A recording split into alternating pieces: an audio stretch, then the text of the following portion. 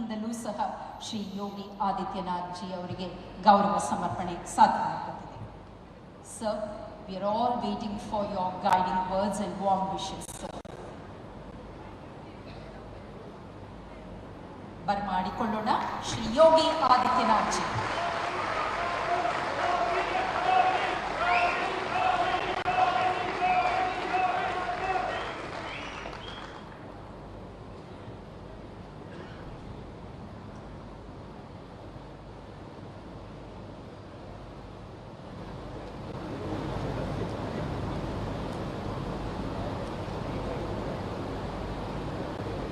आपके सामने आज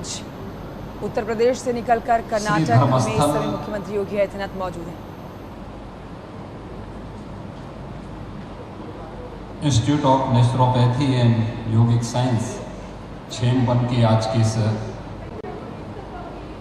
लोकार्पण कार्यक्रम में मंच पर उपस्थित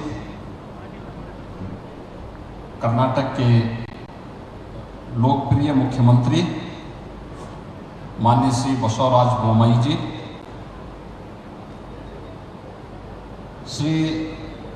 आदि चुनचुनगिरी मास्थानम मठ के पूज्य स्वामी निर्मलानंदनाथ स्वामी जी, धर्माधिकारी श्री क्षेत्र धर्मस्थल डॉक्टर वीरेंद्र हेगड़े जी, व्यास योग विश्वविद्यालय के चांसलर डॉक्टर नागेंद्र जी, माननीय सांसद श्री बचेव गौड़ा जी, श्रीमती हेमवती हेगड़े जी, कर्नाटक सरकार के माननीय मंत्री डॉक्टर के सुधाकर जी, श्री आनंद सिंह जी, मान्य विधायक और अन्य मंत्रीगण और भारी संख्या में श्री धर्मस्थल मास्थानम से जुड़े हुए सभी उपस्थित भाइयों बहनों, छेमवन के आज के इस लोकार्पण कार्यक्रम के अवसर पर मैं श्री धर्मस्थल श्री क्षेत्र से जुड़े हुए सभी अनुयायियों को हृदय से बधाई देता हूं। खासतौर पर धर्माधिकारी डॉक्टर वीरेंद्र हेगड़े जी को भारत की ट्रेडिशनल मेडिसिन की परंपरा को आगे बढ़ाने के लिए मैं उनका हृदय से अभिनंदन भी करता हूं। भाइयों बहनों,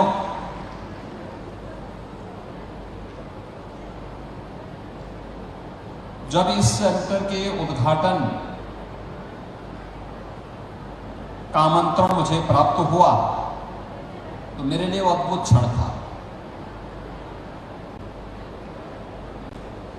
श्री मंजुनाथ श्री क्षेत्र के जुड़े हुए इस पावन कार्यक्रम के साथ जुड़ने का कार्यक्रम कर्नाटक और उत्तर प्रदेश का बहुत घनिष्ठ संबंध है और एक घनिष्ठ संबंध इस रूप में भी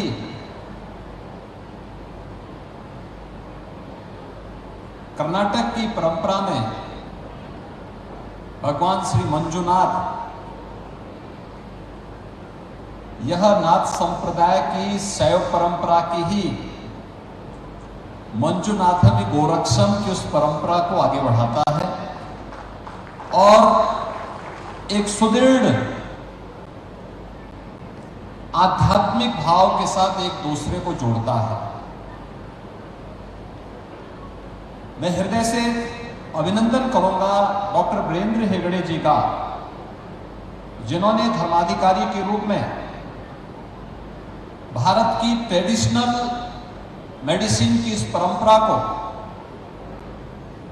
योग नेचुरोपैथी के माध्यम से दशकों पूर्व आगे बढ़ाने का कार्य किया, पहले शांति वन के रूप में, फिर सौम्य वन के रूप में, और अब बेंगलोर में क्षेम वन के रूप में इस परंपरा को उन्होंने आगे बढ़ाने का एक अद्भुत केंद्र यहां पर दिया है। और बेंगलोर के पास इस प्रकार का एक केंद्र कर्नाटक की दृष्टि से अत्यंत महत्वपूर्ण है। ये परंपरा केवल यहीं पे नहीं है, कर्नाटक तो वैसे भी संकट का साथी कहा गया है। प्रभु राम जब वन में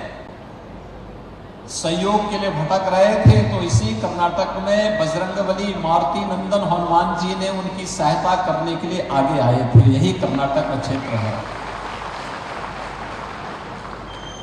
और बजरंगबली हनुमान की सहायता से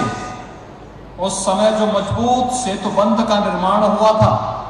वह भारत में राम राज्य की स्थापना का आधार भी बना था। राम राज्य की इस आधारशिला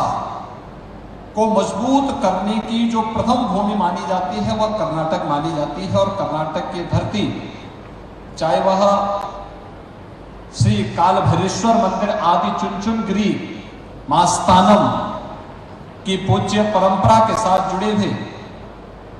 पूज्य महास्वामी श्री श्री बाल गंगाधर स्वामी जी महाराज के सानिध्य में और वर्तमान में पूज्य स्वामी निर्मलानंद नाथ स्वामी जी महाराज के सानिध्य में आदि चुनचुनगिरी के माध्यम से चलने वाली आध्यात्मिक और सेवा के शिक्षा और स्वास्थ्य संबंधी हुए तमाम प्रकल्प जो न केवल कर्नाटक राज्य में बल्कि पूरे भारत में भी और देश की दुनिया के तमाम अन्य देशों में सेवा के इस प्रकल्प को आगे बढ़ाने का कार्य कर रहे हैं। यह नाथ संप्रदाय की एक परंपरा और मेरे लिए अद्भुत था। जब डॉक्टर वीरेंद्र हेगड़े जी का यह निमंत्रण मुझे प्राप्त हुआ तो मैंने जानने का प्रयास किया कार्यक्रम में कौन कौन लोग हैं। तो मुझे बताया गया कि इस कार्यक्रम को आशीर्वाद प्राप्त होगा स्वामी निर्मलानंद नाथ जी का, कर्नाटक के माननीय मुख्यमंत्री जी का और स्वयं डॉक्टर वीरेंद्र हेगड़े जी का सानिध्य प्राप्त होगा। तो मैंने कहा मैं भी एक योगी और स्वामी निर्मलानंद नाथ जी भी एक योगी। बोमई जी हमारे लोकप्रिय मुख्यमंत्री के रूप में और एक योगी के रूप में वह भी कर्नाटक की सेवा का काम कर रहे हैं। और जिस निश्चल भाव के साथ, जिस कर्मठता के साथ कर्नाटक की जनता की सेवा के लिए उन्होंने कार्य किया है वह अद्भुत है। और डॉक्टर वीरेंद्र हेगड़े जी श्री धर्मस्थल क्षेत्र के माध्यम से एक योगी के रूप में ही वे भी यहां पर कार्य करते हुए पूरे क्षेत्र में आध्यात्मिक शिक्षा और स्वास्थ्य के विभिन्न प्रकल्पों के साथ ही जिस प्रकार के समाज सेवा के अभियान के साथ जुड़े हुए हैं, यह अद्भुत संजोग है। और इसलिए जब मुझे इस प्रकार का अवसर मिला तो मैं अपने आप को रोक नहीं पाया। आज मैं आपके बीच में यहां पर आया हूं। मेरे लिए यह अवसर अत्यंत महत्वपूर्ण है भाइयों बहनों, इसलिए भी महत्वपूर्ण है कि बेंगलोर आईटी और बायोटेक्नोलॉजी का एक हब माना जाता है। अब यह तेजी के साथ ट्रेडिशनल मेडिसिन के एक नए हब के रूप में दुनिया को मार्गदर्शन करता हुआ दिखाई दे रहा है। और खासतौर पर जब प्रधानमंत्री मोदी जी भारत की इकोनॉमी को $5 ट्रिलियन की इकोनॉमी बनाने की ओर अग्रसर हो, हमें अपनी कार्य पद्धति में प्रोफेशनलिज्म कैसे लेके आना है, टेक्नोलॉजी के साथ उसको जोड़ते हुए कैसे हम इसे आगे बढ़ा सकते हैं, यह आज की आवश्यकता है। और आज की इस आवश्यकता के अनुरूप हम उस अभियान का हिस्सा बने। ये केवल सरकार के अकेले प्रयास से नहीं बल्कि सभी सामाजिक, धार्मिक, आध्यात्मिक और वाणिज्यिक संस्थान भी जब इस कार्यक्रम के साथ जुड़ेंगे तो इसके परिणाम उसी रूप में आते हुए दिखाई देंगे। जब भारत को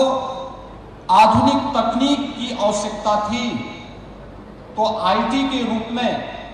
बेंगलोर उसका हब बना। भारत को जब किसी भी अन्य क्षेत्र में आगे बढ़ने की आवश्यकता पड़ी तो बेंगलोर ने और कर्नाटक ने उस संकट के साथी के रूप में मजबूती के साथ अपने कदम को आगे बढ़ाया। और आज यह अवसर अत्यंत महत्वपूर्ण है कि आज जब प्रधानमंत्री मोदी जी भारत को दुनिया की एक बड़ी अर्थव्यवस्था के रूप में अग्रसर करने के लिए संकल्पित हैं, उन स्थितियों में भारत के धर्म स्थलों की भूमिका क्या होनी चाहिए। इस भूमिका के लिए आपने देखा होगा विश्व योग दिवस के अवसर पर प्रधानमंत्री मोदी जी मैसूर में आकर के योग दिवस का शुभारंभ करते हैं। मित्रों, योग दिवस भारत की परंपरागत उस परंपरा का प्रतिनिधित्व करता है जो भारत की आध्यात्मिक परंपरा को वैश्विक मंच पर एक नया स्थान दिलाता है। और पहली बार वैश्विक मंच पर योग की परंपरा को प्रधानमंत्री मोदी जी ने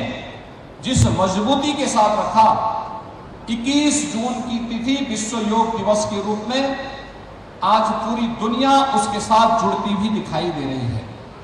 आप सबने इस बात को महसूस किया होगा। पहले योग के बारे में एक बहुत भ्रांत धारणाएं थी। योग के बारे में लोगों के मन में तमाम अन्य प्रकार की धारणाएं थी, लेकिन आज न केवल भारत के अंदर करोड़ों लोग योग की परंपरा के साथ जुड़ रहे हैं, बल्कि दुनिया के 175 देशों ने 21 जून को भारत की योग की परंपरा के साथ जुड़ करके भारत के योग की और आध्यात्मिक ताकत को भी उन्होंने महसूस किया है। लेकिन योग और नेचुरोपैथी हमारे लिए उपयोगी तभी हो सकता है।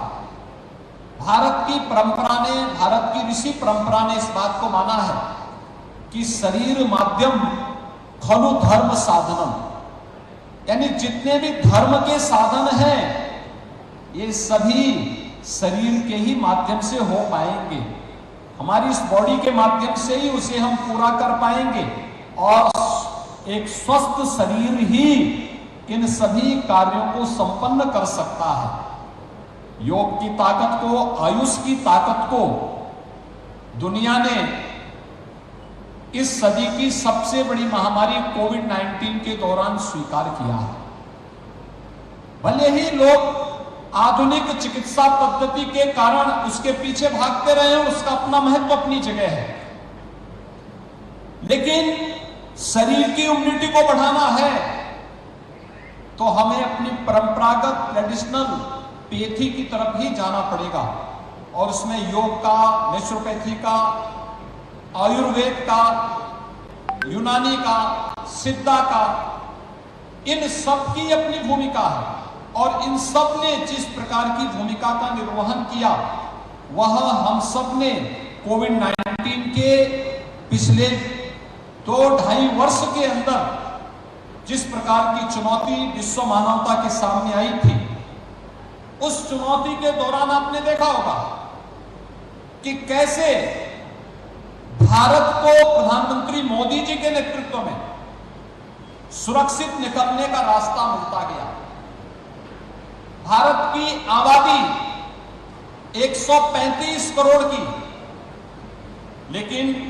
अगर हम यूएसए की तुलना करें तो मित्रों यूएस की जो पॉपुलेशन है वह भारत की तुलना में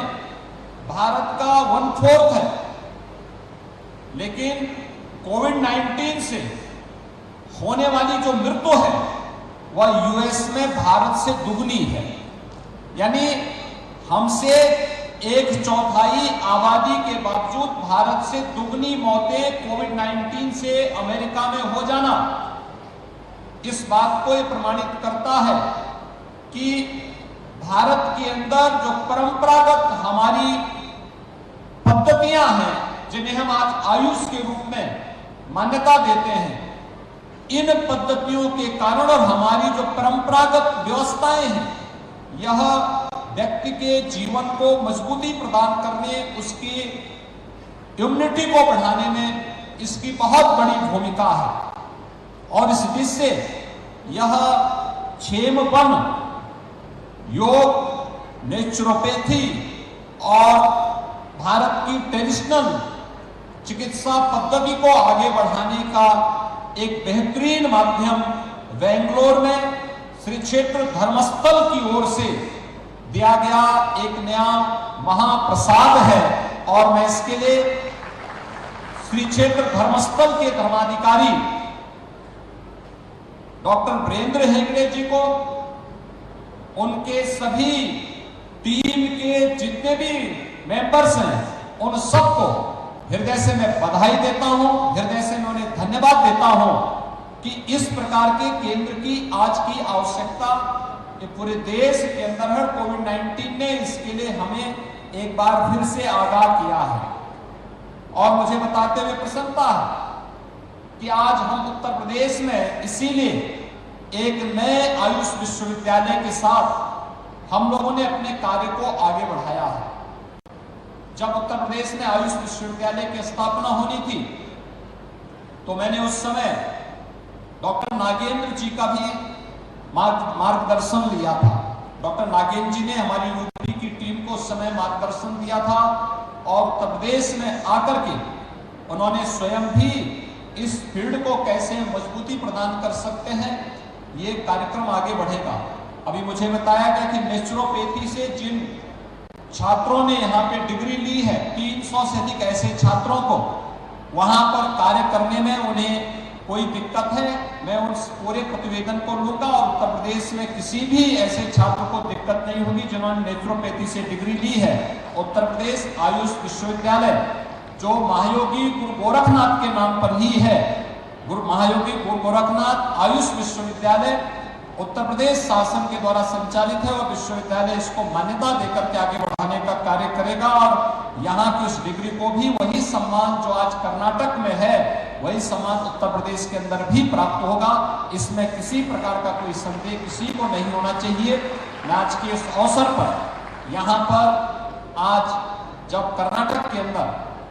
यहाँ पर श्री बसवराज बोम्मई जी के नेतृत्व में कर्नाटक की सरकार कर्नाटक को विकास की नई ऊंचाइयों की ओर अग्रसर कर रही है, मैं इस अवसर पर माननीय मुख्यमंत्री बोम्मई जी के नेतृत्व में होने वाले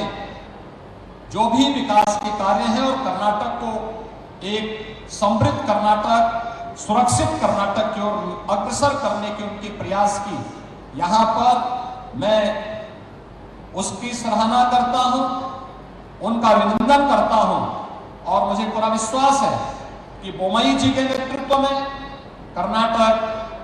भारत की एक बड़ी अर्थव्यवस्था बनने के साथ ही कर्नाटक इस ट्रेडिशनल चिकित्सा पद्धति के माध्यम से भारत को हेल्थ टूरिज्म का भी मार्ग प्रशस्त करने में सफल होगा। मैं एक बार फिर से श्री क्षेत्र धर्मस्थल के इस अभिनव प्रयास की सराहना करते हुए डॉक्टर वीरेंद्र हेगड़े जी का, यहाँ पर उपस्थित श्री आदि चुनचुनगिरी मास्तानम के पूज्य स्वामी निर्मलानंद नाथ जी, कर्नाटक के सीएम श्री बसवराज बोम्मई जी और उनके मंत्रिमंडल के सभी माननीय मंत्रियों को एक बार फिर से